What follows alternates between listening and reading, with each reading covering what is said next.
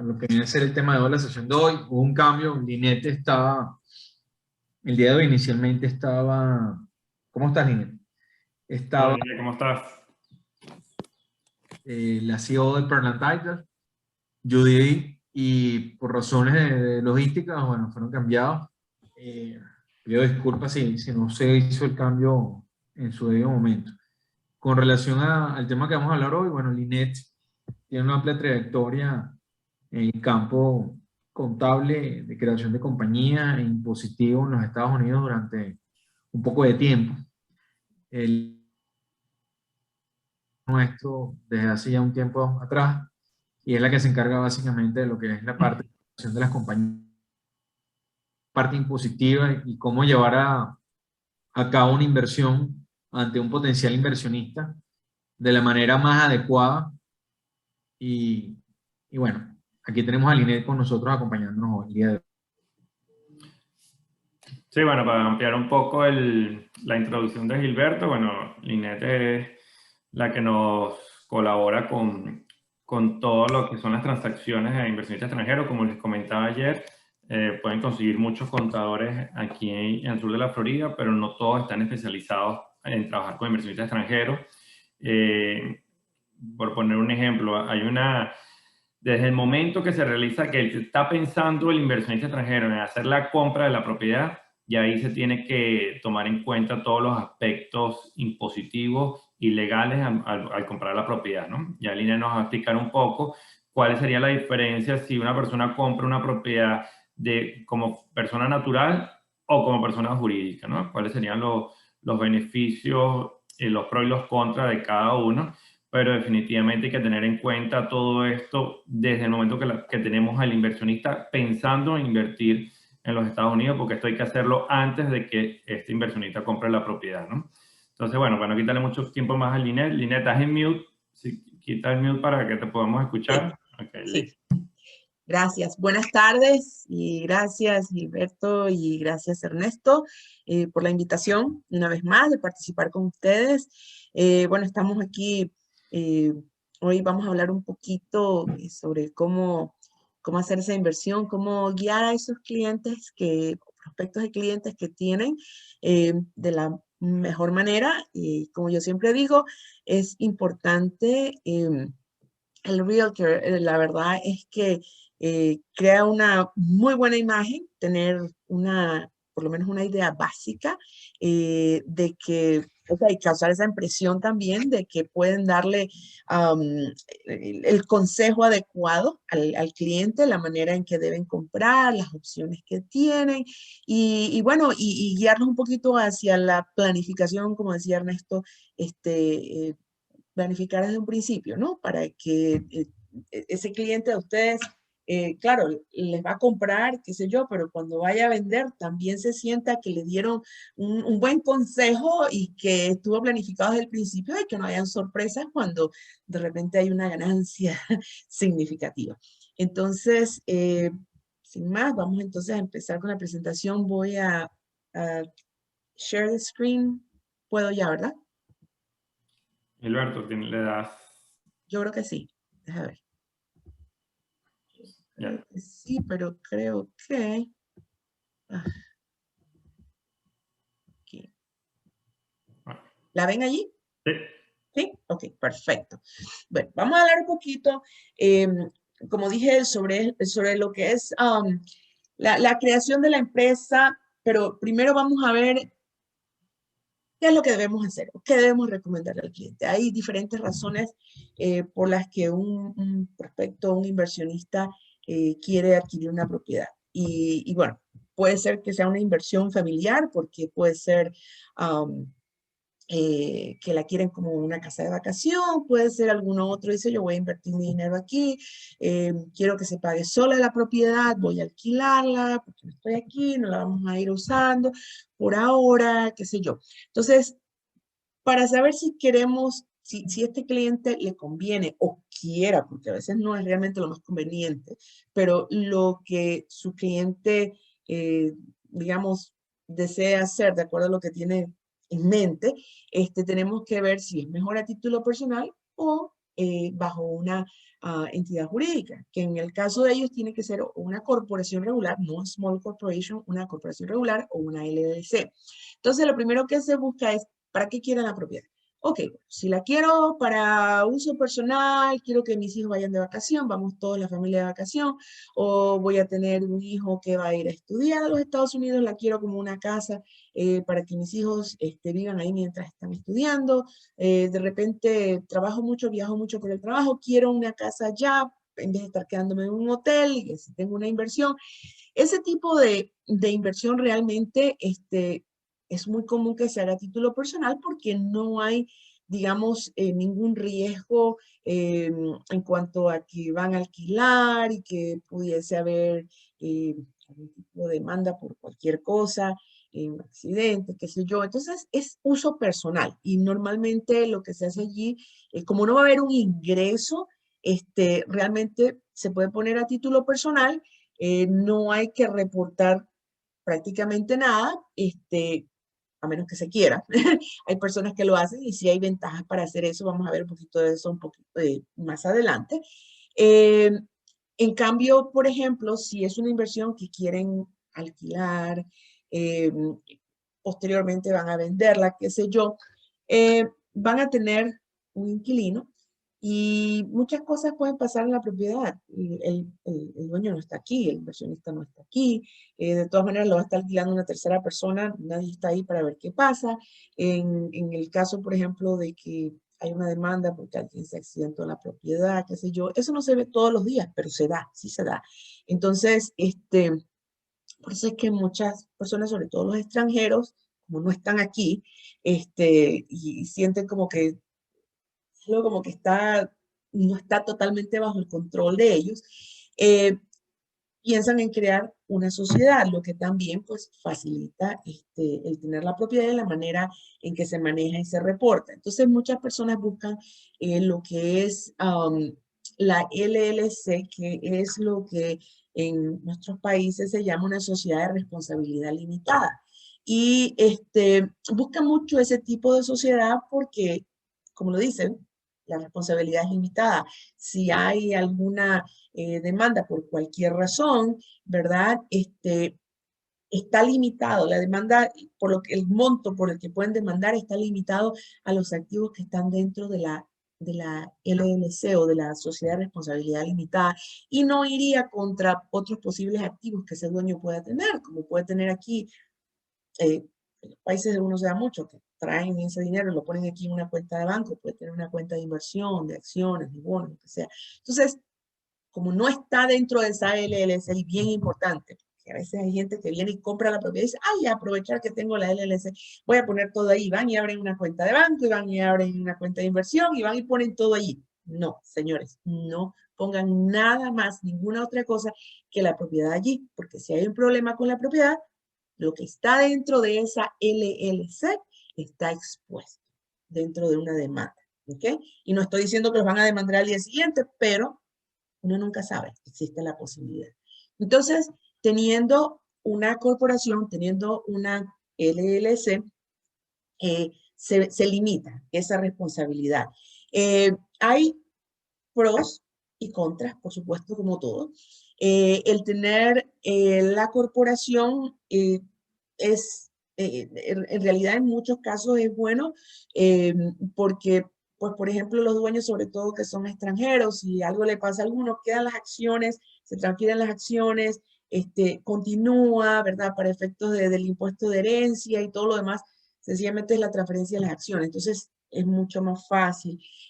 Hay personas, por ejemplo, que ya tienen sus estructuras en otros países, estructuras para efectos de impuestos, para efectos de herencia, entonces quieren incorporar esa sociedad, esa propiedad dentro de esa sociedad que pueden incorporar dentro de ese plan que ya tienen, esa planificación de impuestos que ya tienen bajo una estructura X, ¿ok?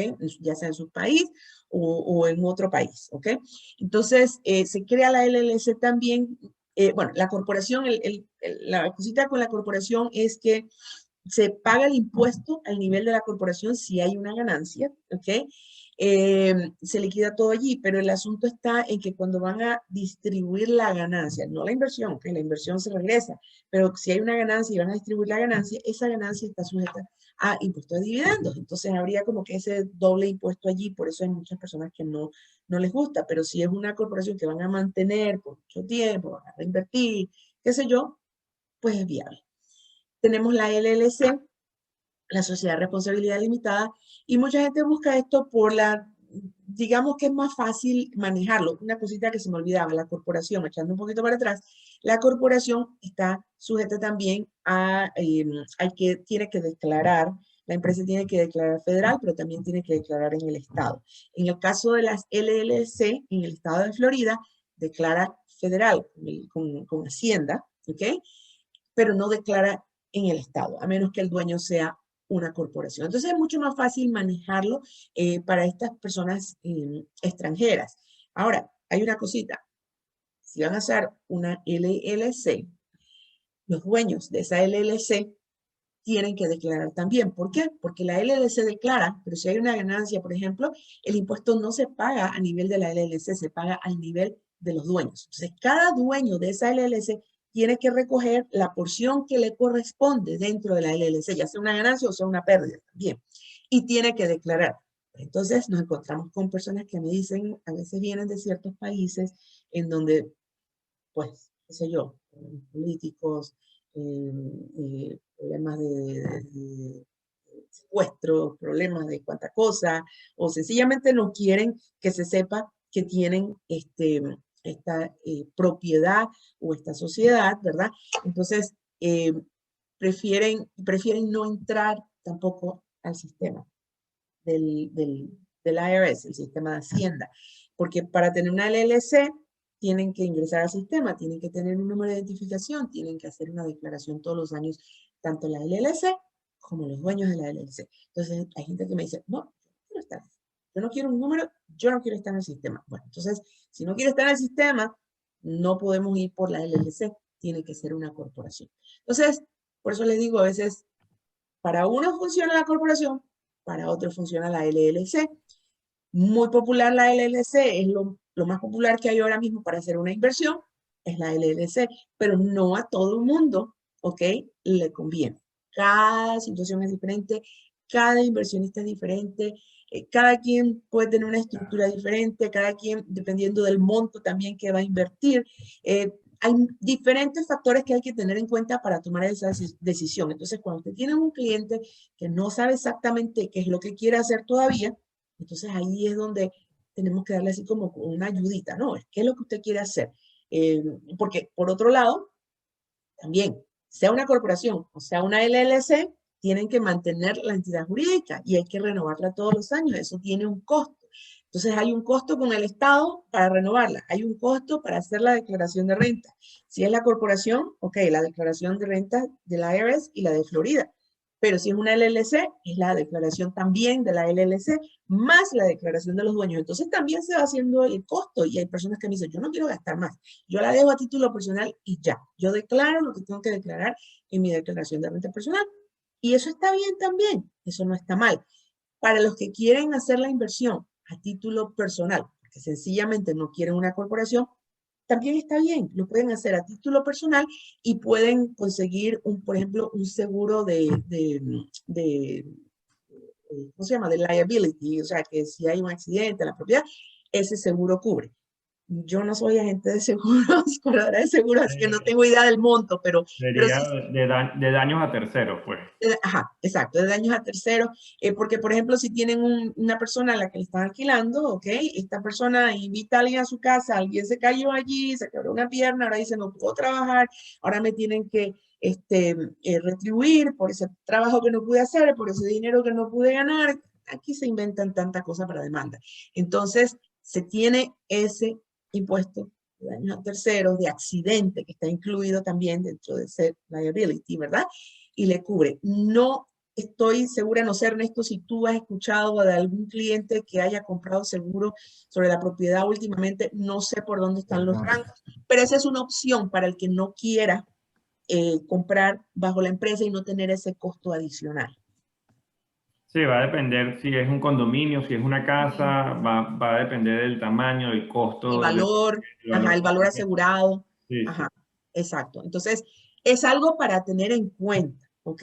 Ninguna de estas opciones es que es mala. Ninguna de estas opciones es que mejor no, nos olvidamos de esta opción o de la otra. No, las opciones están allí porque, como les dije, cada caso es diferente, cada inversionista es diferente. Entonces, si tienen las diferentes opciones, para gustos los colores, como decimos, y cada uno con su necesidad, ¿no? Lo que necesite hacer de acuerdo a lo que quiere hacer, lo que quiere invertir y cómo lo quiere hacer.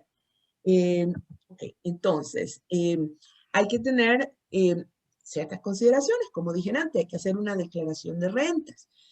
La declaración de rentas, ¿ok?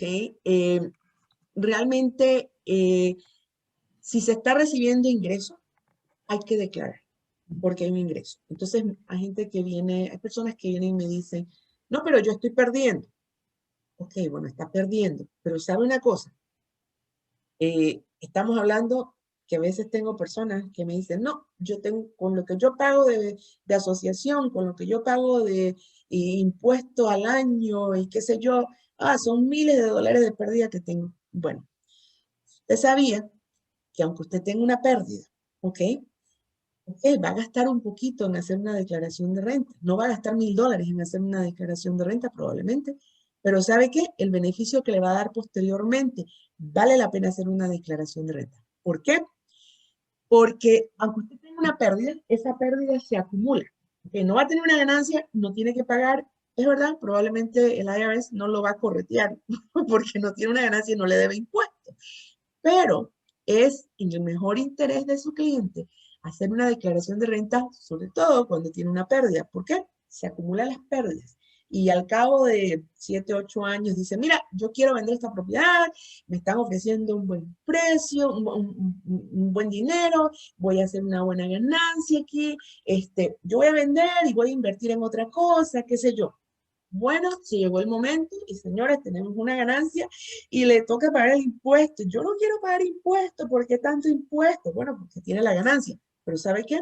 Si hubiera declarado todos estos años, 8 años, hubiera acumulado todas esas pérdidas. Esas pérdidas le sirven para rebajar esa ganancia y pagar menos impuestos al final.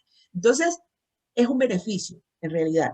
Hay una sección del Código Fiscal que le permite optar por no declarar. Hay personas que definitivamente no quieren declarar, bueno, no declaran. Y dicen, porque lo que le permite es no declarar si no hay ingreso, si no hay actividad. Entonces, no están obligados, pero como dije, pierden el beneficio de todos estos gastos que han podido tener durante estos años. Ahora, el que compra, por ejemplo, inversión, tiene la propiedad, no la está alquilando, simplemente una inversión per se, puede declarar. Si usted no paga el impuesto sobre la propiedad y usted no paga los fees de la asociación, le va a quitar la propiedad. Entonces, esos son gastos fijos que tiene que pagar, quiera o no quiera, para mantener la propiedad, porque se la quitan. Entonces, yo no le estoy diciendo que haga una declaración y ponga gastos de viajes. Yo no le digo que haga una declaración y ponga comidas, y ponga teléfono, y ponga lo otro, pero ponga el impuesto sobre la propiedad y ponga el gasto de la asociación, que son básicos. Entonces nadie le puede decir que usted no necesitaba ese gasto para mantener la propiedad. Y esos son gastos que usted acumula. Y al final del tiempo, cuando usted decide vender esa propiedad, tremendo beneficio. Hay personas que se arrepienten al momento que van a vender, se arrepienten de no haber declarado por 7, 8, 10 años mientras tuvieron la propiedad, porque dejan de tomar el beneficio. No es que puede juntar todo al final y decir, ay, yo me gasté esto y pagué tanto de impuestos. Ya no, es muy tarde. ¿Okay? No puede tomar ese beneficio sino los últimos 3 años y nada más. Y sí eso. Entonces, por eso hay que ver realmente qué es lo que se va a hacer con la propiedad que se va a adquirir. Y por eso decimos planificación. La planificación fiscal comienza desde los planes de la compra. ¿Está pensando en comprar? ¿Qué es lo que va a hacer? ¿Qué estructura va a armar? ¿Quién va a declarar? ¿Cuál va a ser cuáles van a ser los costos, ¿ok? De mantener esa propiedad de inversión versus si va a haber ingreso o no va a haber ingreso, pero al final me conviene, de repente declaro, de repente no declaro. Todos esos aspectos hay que tenerlos en cuenta y son muy importantes. Como digo, al principio dice, no, un poquito de pérdida, pero téngala por 20 años, a ver si no se le acumulan esas pérdidas. Entonces, una tremenda deducción al final.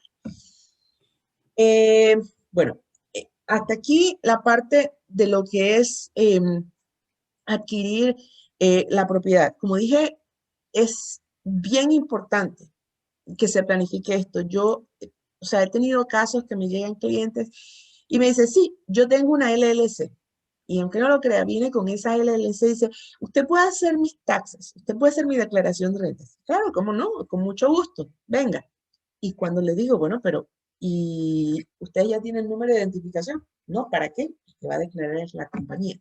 No, señor, usted tiene que declarar también. Y se llevan esta sorpresa. Entonces, cada quien, como dije al principio, tiene un caso diferente, tiene una situación diferente, tiene una estructura diferente, tiene una necesidad diferente.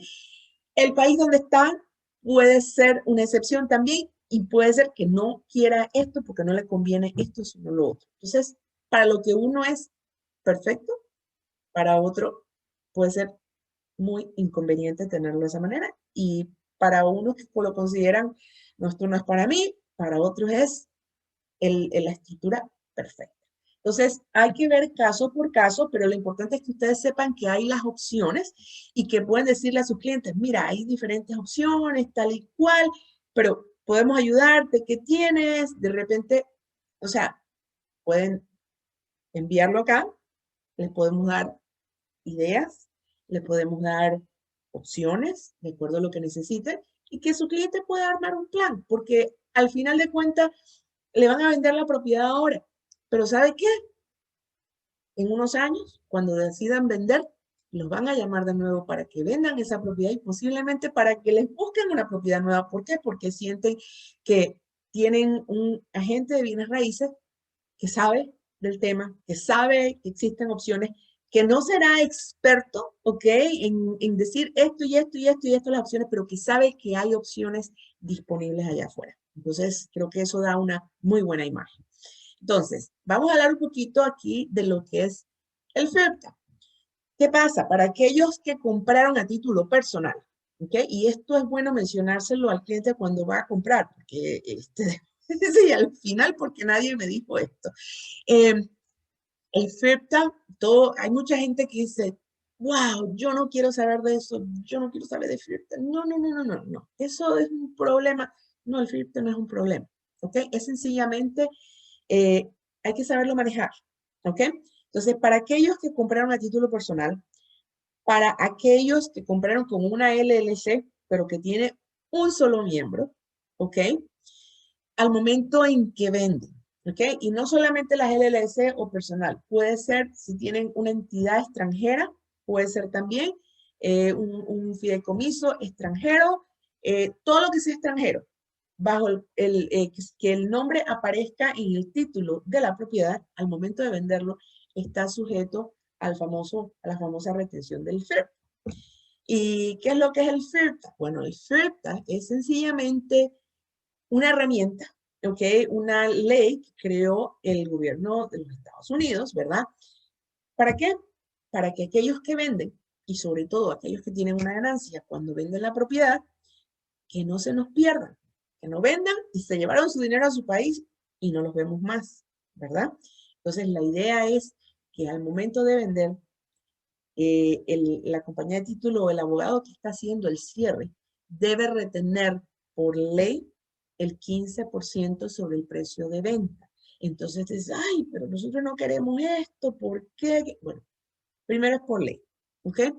Segundo, es la manera del gobierno de asegurarse que pagó impuestos si hay impuestos, porque no todo el tiempo hay impuestos, pero si lo hay, esa es la manera de ellos asegurarse. Entonces, que el impuesto les llega a ellos, ¿verdad? Tenemos entonces,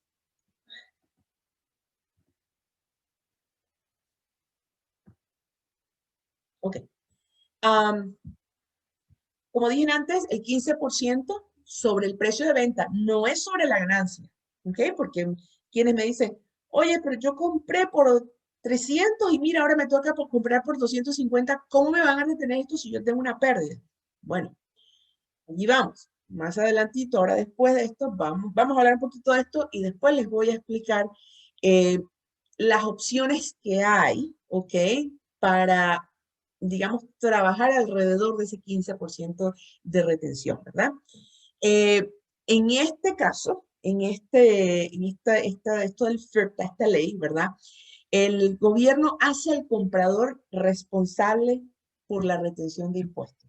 Bueno, eso es así como que, ok, escrito en papel, pero realmente el comprador no es el que va a retener el dinero y se lo va a llevar para la cuenta de banco de él y después va a escribir un cheque y mandarlo al gobierno. No, así no funciona, pero básicamente en la ley está escrita de que el comprador es responsable por la retención, como que de asegurarse de que el dinero le llega al gobierno, o de lo contrario vienen y tocan la puerta y se venga, ¿dónde está mi impuesto? Que usted debió haberle retenido o debió haberse asegurado que el impuesto se lo hubiese retenido a esta persona que le vendió a usted, que es extranjera.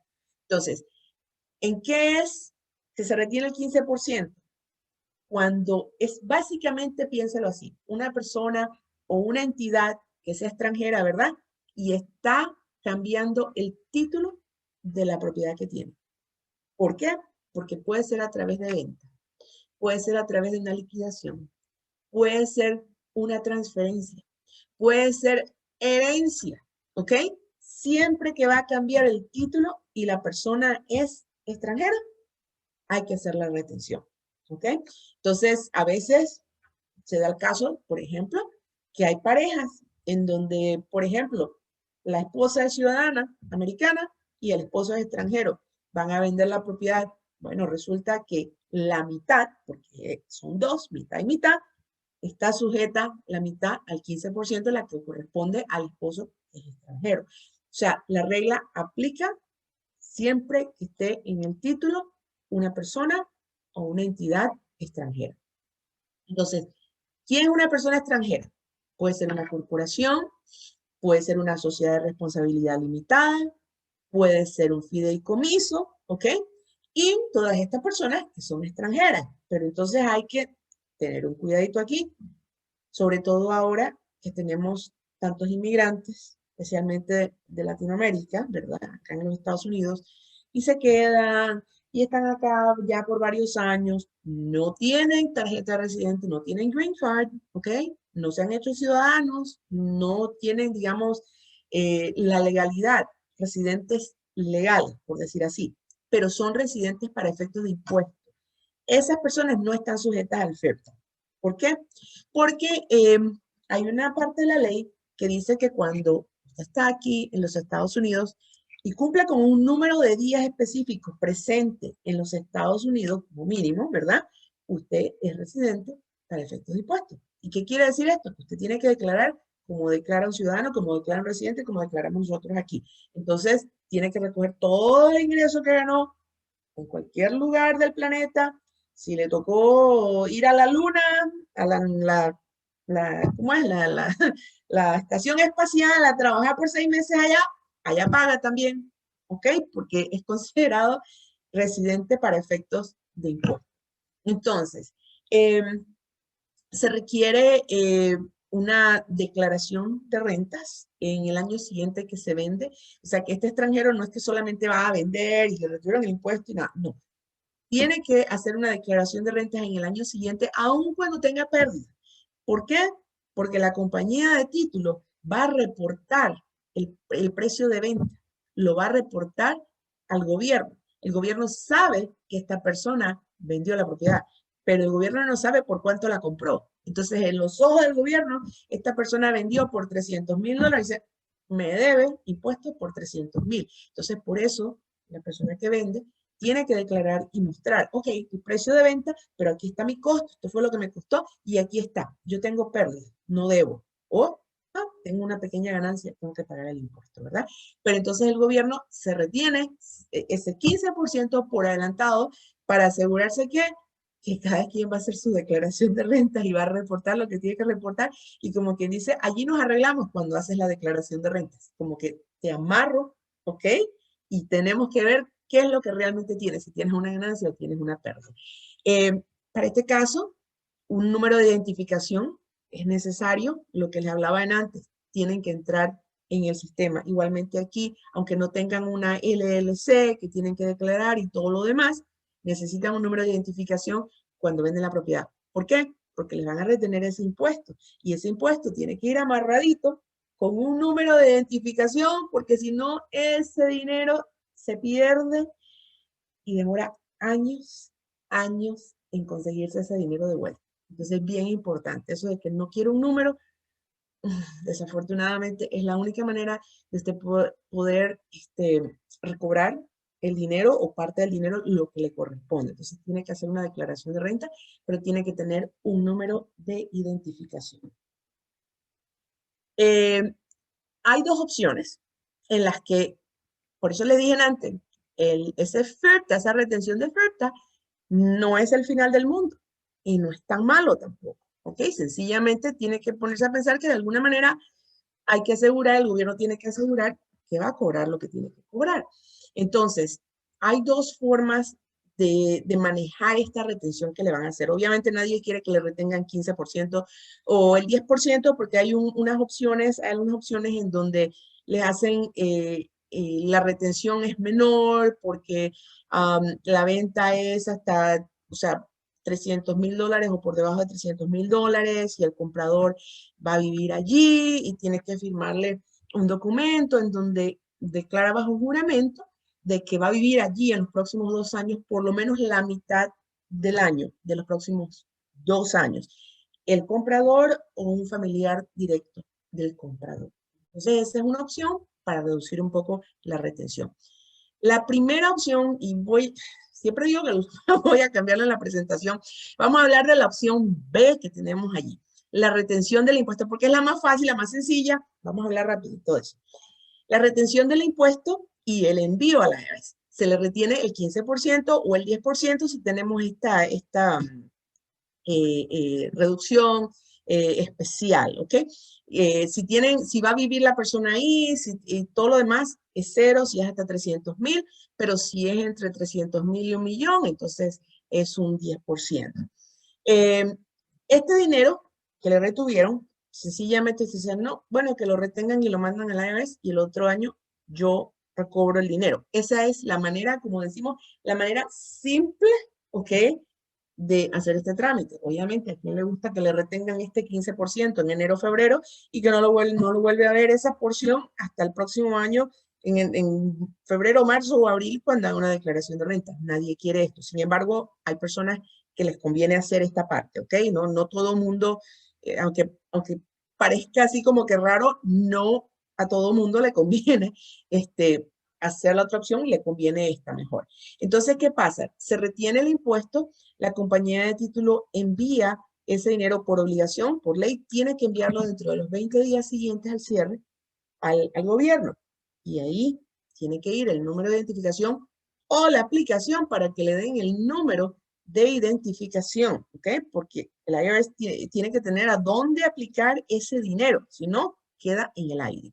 Entonces, el reembolso del impuesto, ya sea parcial o total, dependiendo de lo que resulte en la declaración de rentas, ¿ok? Se lo van a devolver el próximo año cuando hagan la declaración de rentas, ¿ok? Y ahí es donde va a demostrar si tiene o no tiene que pagar, si le van a retener una parte, si le van a retener o sea, si tiene que pagar una parte, si le devuelven todo. Depende de lo que tiene. Mucha gente sale con pérdida y sencillamente le retienen todo. Muchas personas tienen una ganancia, tienen que pagar algo de impuestos, pero se puede incluir una serie, una serie de gastos que se pueden poner y reducir esa ganancia. Y muchas veces hay personas que cuando hacen la declaración de rentas terminan no pagando nada. De allí tenemos entonces la opción de la retención y el certificado de retención. ¿Qué es esto? Por ley, como dije antes, la compañía de título tiene que retenerle el impuesto. O sea, no es que no, que yo no quiero, no. Por ley tienen que hacerlo. Sin embargo,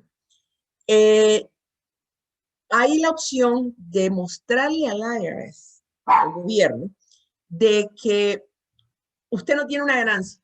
Entonces usted dice, yo voy a tener una pérdida. ¿Por qué me va a retener el impuesto y por qué tengo que mandar ese impuesto? O sea, no es justo que yo tenga que esperar un año.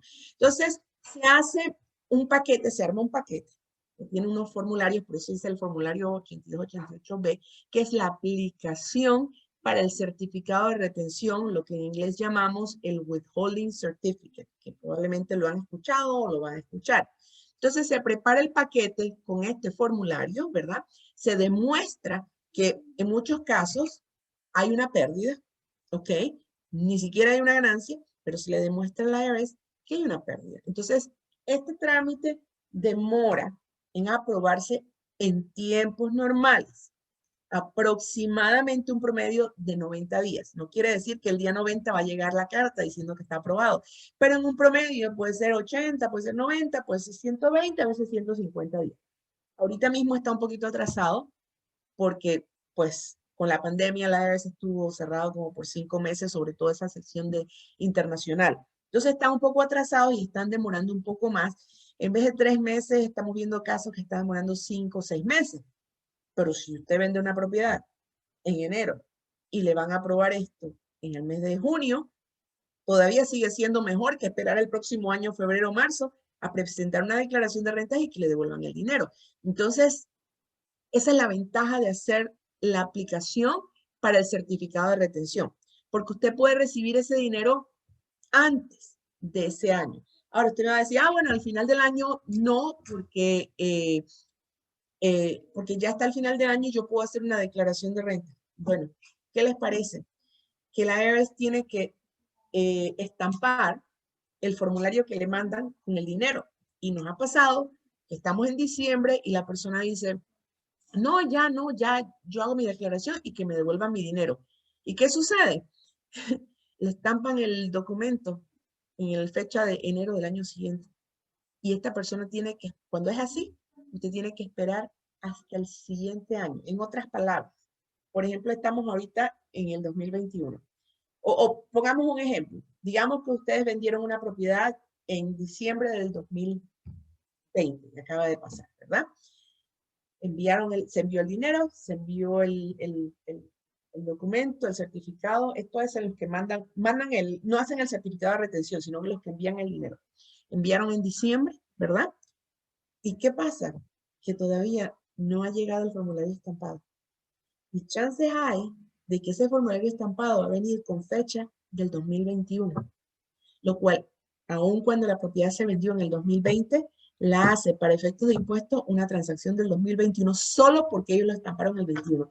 Y usted puede ir de aquí a la China que ese año no se lo cambia, porque nos ha pasado, hace unos años atrás nos pasó con un cliente que decía no, y de llorar, y qué problema, pero decidió hacerlo así, de esa manera, y lo hicieron esperar hasta el año siguiente. O sea, que en este caso, por ejemplo, alguien que cerró en el 20, dice, no, en el 21 hago mi declaración. No, el formulario llegó sellado con el 21, es una transacción del 21, ahora usted se tiene que esperar hasta el 2022 para hacer la declaración de renta y recibir el dinero. Entonces va a esperar más de un año.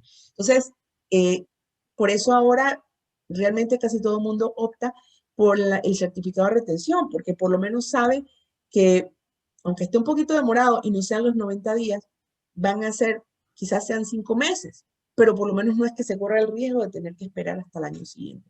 Entonces, es algo para tener en cuenta. Esto sí, hay que estar encima de esto cuando se va a hacer el cierre. Los documentos para la aplicación del certificado de retención tienen que irse a la IRS a más tardar el día del cierre. Puede ser antes, pero no puede ser después. Usted lo manda, lo envía la mañana siguiente y se lo envían de vuelta y le dice lo sentimos. El sobre tiene que tener estampado la fecha, el sello del correo. Enseguida se lo regresan, no califica. Entonces, y tiene que enviar todo el dinero. Entonces, como dije, aquí dice pues 90 días promedio, eso es lo normal en tiempos normales. Todavía están bastante atrasados, han mejorado mucho porque teníamos casos de 7 y 8 meses del año anterior, pero ahora están promedio como unos 5 meses y esperamos que se pongan al día, esperamos que no haya más retrasos, ¿no? con la pandemia, pero esperamos que se pongan al día y ya poder entonces normalizarnos en este sentido. Para las personas que necesitan número de identificación, el número de identificación se solicita cuando la aplicación se envía con, ya sea, si se va a enviar el dinero al IRS, con el formulario y el dinero, o se envía con el certificado de retención para que les asignen el número.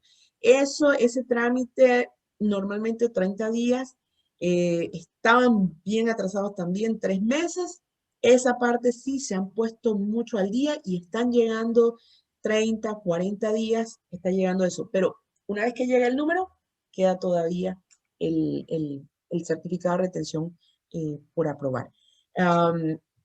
Hay retrasos, pero en mi opinión, y viendo cómo ha estado funcionando esto y cómo ha funcionado en otros años, por ejemplo, cuando cerraron el gobierno y toda la cuestión aquí, pues realmente vale la pena hacer el withholding certificate, tomarse ese trabajo de hacer eso, porque al final de cuentas, de alguna manera, aunque esté un poquito demorado, vale la pena tener esa opción, ¿no? Entonces, pues es algo, esto es importante, creo, mencionárselo a las personas, sobre todo aquellos que dicen, me quedo con la propiedad a título personal, o aquellos que tienen la duda, ¿no? Preparo una corporación, preparo una LLC, declaro yo personalmente, ¿qué hago? Hay que ver cada caso específico. Las opciones están, no es el final del mundo, como decimos lo del FERPTA, hay maneras de trabajar alrededor de eso también. Lo de la corporación, lo de la LLC, funciona muy bien también, pero todo va en la necesidad de su cliente, lo que su cliente está buscando, el propósito que tiene su cliente en invertir. Cuando dijimos al principio, el uso de la propiedad es bien importante también. ¿Okay? No sé si alguien tiene un comentario, una No sé, pregunta. bueno, vamos a ver si alguien tiene una duda, pero bueno, para complementar un poco lo que comenta Line, bueno, obviamente la idea no es que salgan expertos, pero sí que tengan una idea general de las situaciones, cuáles son los pros y los contras de comprar a título personal o bajo una corporación, porque como dice Linneo, o sea, el contra puede ser, bueno, el costo que tiene la corporación, lo que es el costo de la renovación, el costo de hacer la declaración de impuestos, pero los beneficios pueden ser mayores, que es, por ejemplo, que tienes un flujo de caja que puedes tenerlo retenido el hecho de comprarlo a título personal al momento de realizar la venta. Puedes tener una responsabilidad que no se limita solo al departamento o a la propiedad, sino que se puede extender a tus bienes. También puedes tener algo de deducciones de impuestos de los viajes, el hecho de comprarlo bajo una corporación. Entonces, tienes en muchos más beneficios de lo que puedes tener como contra, pero bueno, eso va a depender de cada cliente y de la decisión que quiera tomar. No sé si Leisman tiene una pregunta porque está levantando la mano. Si es así, Leisman, abre el micrófono. Aquí me pregunta, ¿la corporación paga doble impuesto, el federal y el del estado? Los socios no deben declarar como la LLC.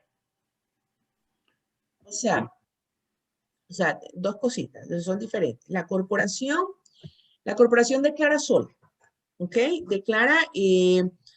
Tiene que declarar con el gobierno federal y aquí en el estado de Florida, en otros estados declara también estatal, pero en el estado de la Florida declara solamente si, en el estado de Florida, solamente si alguno de los dueños, por ejemplo, es una corporación. ¿Okay? De lo contrario, no tiene que declarar en Florida la LLC, pero la corporación sí. O sea, tiene que hacer las dos declaraciones. Y como mencionaba al principio, paga el impuesto sobre la renta, pero cuando van a distribuir la ganancia, eso está sujeto a impuesto de dividendo. Claro, hay opciones también en donde se puede evitar o se puede minimizar el impuesto ese, ¿verdad? y es trabajando en una liquidación. Pero, por ejemplo, si alguien creó la sociedad y hay personas que mantienen dos propiedades en una sociedad, vendió una, no puede vender la otra. O sea, no puede liquidar porque tiene la otra allí, entonces tiene limitaciones. Por eso hay que hacer planificación. Lo otro es, hay personas que venden la propiedad y dicen aquí mismo sobre esta sociedad, bajo esta sociedad voy a adquirir una propiedad nueva, entonces no la va a liquidar. Y al no liquidarla, o sea, cuando distribuyen las ganancias, está sujeto al impuesto de dividendos. Entonces hay que tener un poquito de cuidado, hay que hacer un poquito de planificación. Se puede trabajar también alrededor de esa corporación para minimizar esa parte del impuesto, pero conlleva un proceso.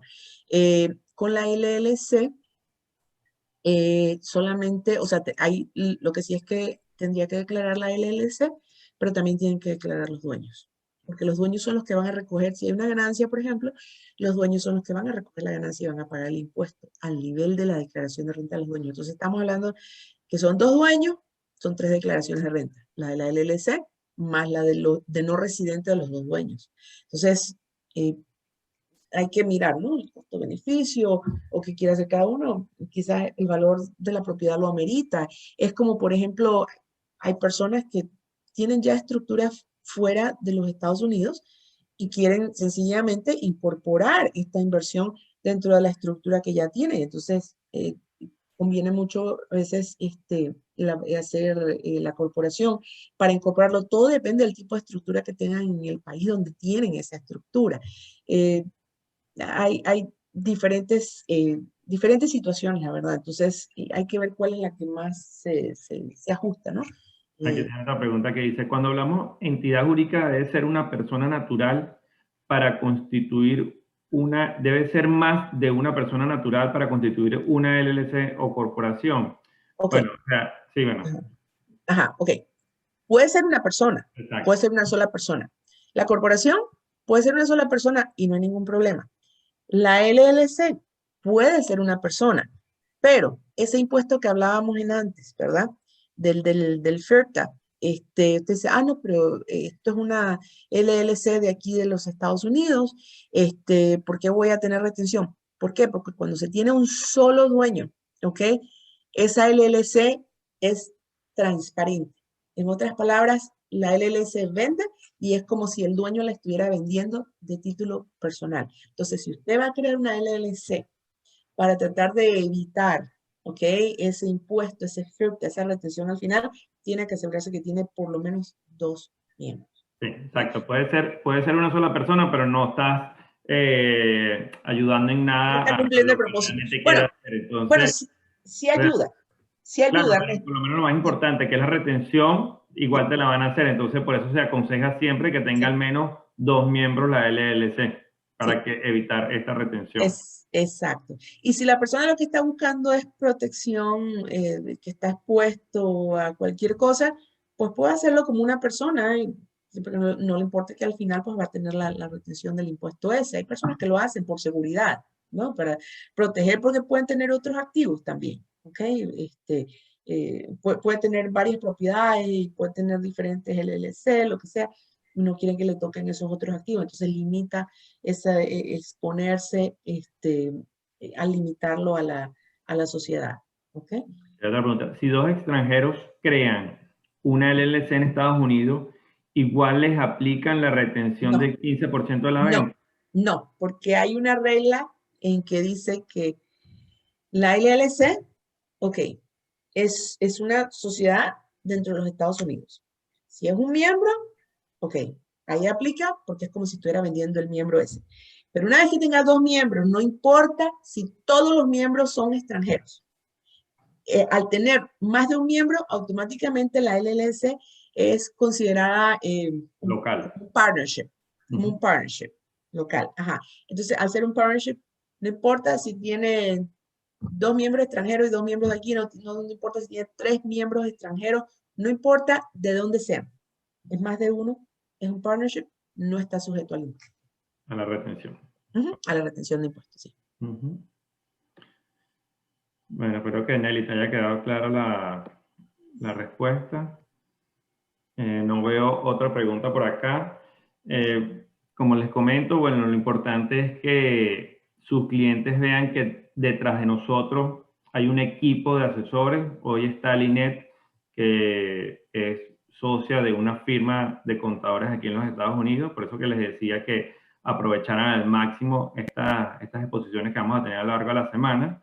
Entonces, lo que vean es que lo que quiero que ustedes proyecten que es un equipo de, no son solamente ustedes o nosotros aquí buscando algún tipo de inversión en propiedades, sino que detrás de nosotros hay un equipo de expertos, cada uno en cada materia. Hoy está Linet, mañana va a estar Hermes, que es el experto en financiamiento, pasado mañana va a estar Judy, que es la experta en lo que es la compañía de títulos. O sea, detrás de nosotros hay un equipo completo de expertos, cada uno en cada materia, y eso le da más confianza a su cliente. Entonces, eso lo que quiero que ustedes proyecten a sus potenciales clientes.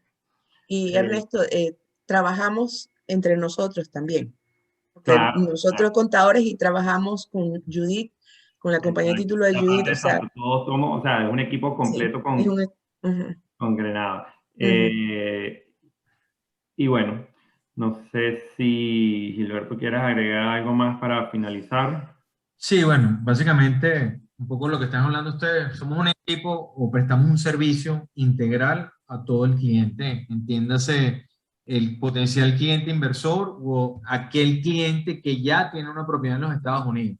¿Ok? No se limiten al hecho de un nuevo cliente está invirtiendo o ya un cliente que ya invirtió y ya tiene una propiedad. Todo el servicio lo hacemos de manera integral, desde que llegas a Estados Unidos, desde que compras la propiedad, desde que registras la compra, desde que tienes una estructura que lleva a cabo toda la operación impositiva para que pagues lo menos posible impuesto o para que pagues un impuesto acorde con tu inversión, básicamente es la idea nuestra. Y adicionalmente a ello, el hecho de poder asesorar al potencial cliente ante el presupuesto que pueda tener en un momento determinado y posteriormente poderlo referir también a abogados con el tema migratorio. Esto lo vamos a ver durante lo que va o lo que va a restar de los días que nos quedan pendientes. Hoy es el segundo día. Mañana nos va a tocar todo lo que viene a ser la parte a nivel de financiamiento y vamos a hablar algo de criptomoneda con Iván, el cual es el fronting de Capital.